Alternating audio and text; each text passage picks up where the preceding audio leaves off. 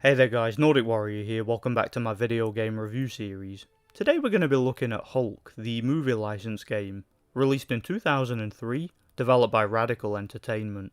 So for those of you who don't know, Hulk was a movie that came out back in 2003, and I guess it was made to capitalize on the success of the Spider-Man and X-Men movies, that were of course very popular back in the day.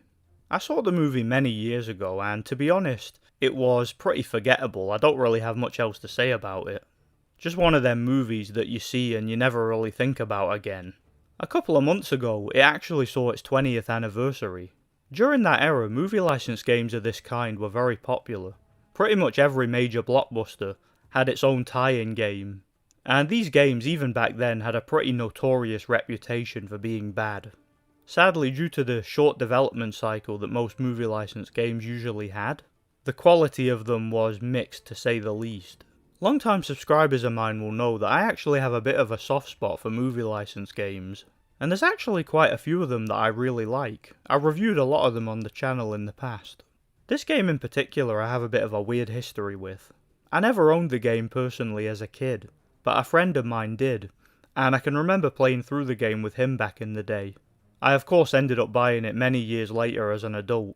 I recently completed the game for the first time in years, and I figured I'd give it a review. Was this a generic, low-effort movie tie-in, or did it buck the trend? Let's talk about it. So the game is a third-person action-adventure beat-em-up. With it being a movie tie-in, you would expect it to follow the movie's plot. Surprisingly, that isn't the case. The game's story basically has nothing to do with the movie, despite being visually based on it, and despite the fact that Eric Bana, who played Hulk in the movie, reprised his role providing the voice for the game. The game begins with a dream sequence that acts as a tutorial. You take control of Hulk as he fights a horde of soldiers in the middle of the desert. This gives you an introduction into the game's overall controls and combat mechanics. You'll learn pretty much everything you need to know about the combat here, and if truth be told, it's very simplistic. Once the tutorial is over, Banner wakes up and immediately receives a phone call from an old colleague of his called Dr. Crawford, who tells him he has a cure for the Hulk. This sets Banner off on a quest to find the Doctor and cure himself. The gamma orb is your chance. A cure. It worked. I'm going after the cure.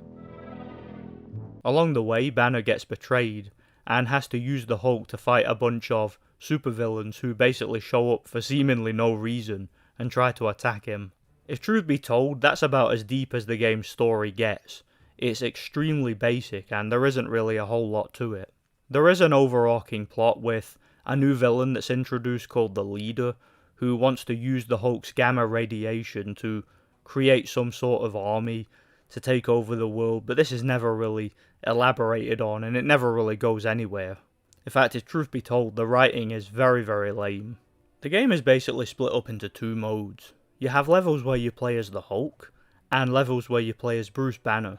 Hulk's levels are, as you might expect, your standard linear action-adventure beat-em-up type levels. You basically traverse the game, punching and smashing your way through hallways and recycled locations, defeating waves and waves and waves and waves of generic enemies over and over and over again, before you get to the next cutscene. Banner's levels are completely different. These are basically stealth sections, which usually have you sneaking around, trying to infiltrate a particular facility, figuring out basic puzzles and trying not to get caught by guards. Basically the idea behind these levels is Banner needs to find something and can't afford to risk turning into the Hulk, which would give away his position and ruin his plans, so he instead has to sneak. You alternate between Banner and Hulk at different points in the story, and both aspects of the game give you plenty of levels. As far as the overall gameplay goes, the game is sadly about as generic as you can get, and you can tell that it had an incredibly rushed development cycle, which was pretty standard for movie license games at the time. As I said before, Hulk's levels are beat-em-ups. The combat is incredibly simple. You can strike enemies with both light and heavy attacks, and you can also mix these up in combinations.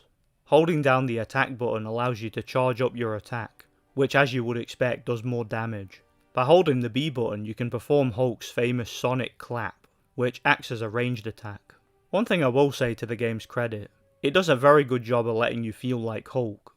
The game has quite a lot of destructible environments, many of which are incorporated into the game's combat. Almost every area has items that can be broken, or picked up and used as melee weapons. Many of them can also be thrown at enemies, allowing you to do damage from distance. It's quite fun to smash your way through walls, pick up cars and other large objects, and basically behave like the Hulk. And on a first glance, the game seems like a blast to play. Unfortunately though, this gets old very quickly, and the novelty of it starts to wear off. In addition to your regular attacks, you can also perform jump attacks, and can even grab a hold of enemies and throw them. During combat, Hulk will have a rage meter. This fills up while attacking and being attacked, and can also be filled by picking up rage boosts that can be dropped by enemies. Once your rage meter fills, Hulk will gain a boost of strength that will make your melee attacks more effective for a short time. You can also perform a special attack while in rage mode.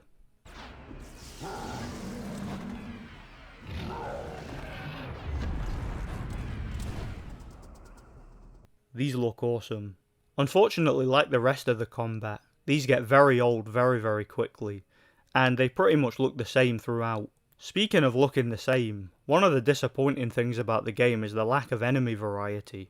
For most of the game you fight soldiers, and visually there are only two variants of these. They all look exactly the same as one another. To be fair, they differ in terms of their weapons. Some soldiers use guns, others use stun batons, others use rocket launchers. Speaking of rockets, you can actually punch them back at enemies. This is pretty badass.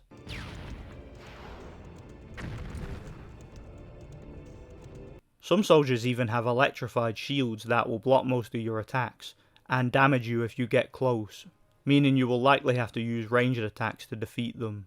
In addition to generic soldiers, you do get a few larger, tougher enemies. For example, those giant gamma dogs from the movie. Those are quite annoying since they can jump on you and maul you. They can be a bit of a problem in large numbers. You also have these large blue mutant type enemies that are stronger than standard soldiers, and considerably more durable.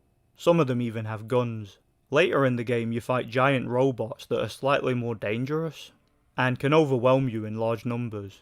At certain points in the game you fight military vehicles such as tanks and helicopters. This is pretty fun to do, and you can sometimes use the tanks as weapons after destroying them. These are very rare though. So yeah, there isn't much enemy variety, but there is a bit. One of the biggest problems with the Hulk levels for me was the overall level design. It's just so bland and boring. They repeat the same backgrounds and areas quite a lot, and the game has no interesting locations at all, making all the levels a bit of a chore to play if truth be told. Particularly when all you're really doing is fighting the same generic enemies in these levels. Occasionally you'll be tasked with destroying a particular item, but again this is very rare. One issue I noticed with the Hulk levels, although I'm not actually sure I'd consider it an issue, is that in the vast majority of these levels you can actually skip the combat by simply running past enemies.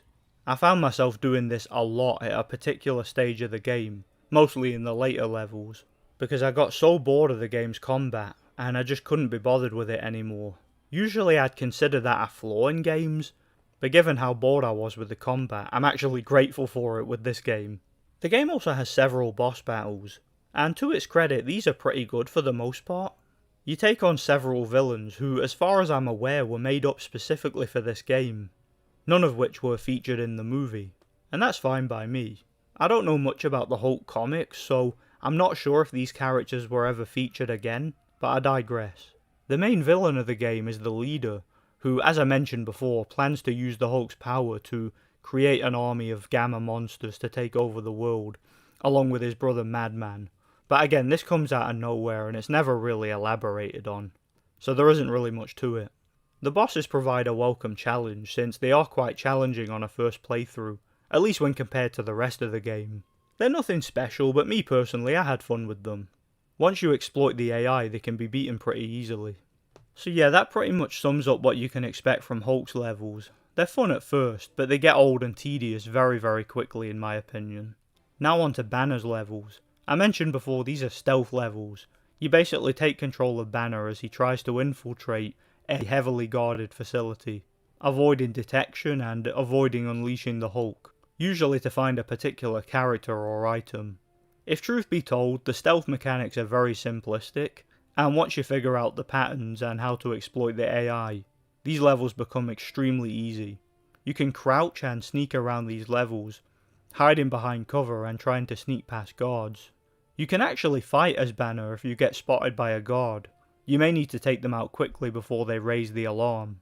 Banner is extremely weak though and can't take much damage. He is a puny human after all, so I suppose it's consistent with the lore. So I don't really have a problem with that. It makes sense really. So yeah, be careful. It's probably best to try to avoid combat altogether and stick to stealth, since fighting your way through the levels simply isn't practical. You can perform a stealth takedown if you manage to sneak up behind an enemy.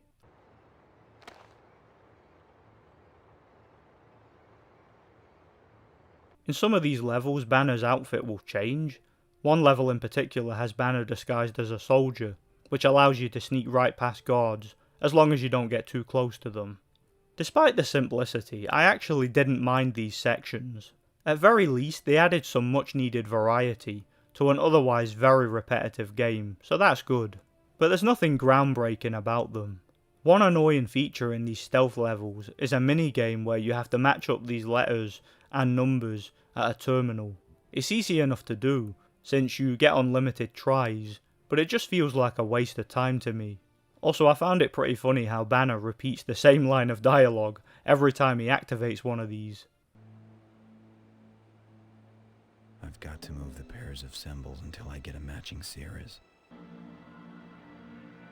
I've got to move the pairs of symbols until I get a matching series.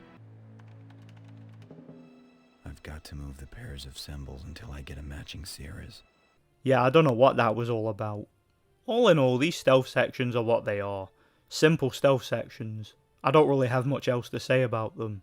The game is incredibly short, and there isn't really much replay value, making the game feel pretty much like a generic movie tie-in, and that's basically what it is. Thankfully, the game does have some bonus features. For example, you get a few challenge missions in the menu, a couple of horde modes and a few time challenges. These can be fun if you enjoy the game's combat. Also, you can unlock the ability to play through the game as Grey Hulk, and what's funny about this is unlike regular Hulk, who basically doesn't speak the whole game, Grey Hulk actually has in-game dialogue. He shouts out a bunch of one-liners during gameplay, and some of them are actually pretty funny. Ooh, look at this. I should have turned pro. They do repeat quite a bit though. But yeah, I like that they added the dialogue. So yeah, that was a pretty cool feature. In addition to those features, you also get some promotional material. For example, you get some behind the scenes photographs from the development of the movie, as well as a couple of trailers for it. I'm sure fans of the movie will appreciate these. You even get a short video on the making of the game, with interviews from some of the developers. These were quite fun to watch. Every time you break through a wall, and all the chunks and pieces of that wall fall down on the ground, they'll fall differently every time, depending on what hit them, what direction they've been hit. So yeah, as limited as the game is, it at least has some pretty interesting bonus features, and I'm cool with those kind of features in games, since they do their bit to make up for the lack of overall in-game content. Sadly, the game itself is just way too generic and repetitive for me to recommend to anybody. I suppose if you're a massive Hulk fan, or if you really like the movie, you might enjoy it. Though if you really want to play a great Hulk game, there are others that are so much better that I would recommend over this. Most notably Hulk Ultimate Destruction from 2005, which if I'm not mistaken I think was actually made by the same developer as this. Or even the other Hulk movie license game from 2008, that one was pretty fun too. It was a decent open world action adventure game. This game was far too limited to stand out among the crowd, even when compared to a lot of movie license games. Which is a shame because I do think the game had some potential. With a longer development cycle and a much higher budget, I do think the game could have been a great one. But hey, at least it has plenty of Mountain Dew product placement, so that's something. I give Hulk a disappointing 4 out of 10. It's not a terrible game, and I wouldn't say it's all bad, but I just think it's far too limited and repetitive for my liking, and yeah, my score pretty much reflects that. The bonus features give it a slight boost in that regard. Thanks for watching guys, hope you enjoyed the video. Just to let you guys know, I have several pretty large projects currently in the works for the channel. I've been a bit behind lately with things, but I plan to get back on track pretty soon. Stay tuned for more retrospective video game reviews. Once again, I have a lot of reviews coming to the channel in the near future. Thanks for watching and God bless.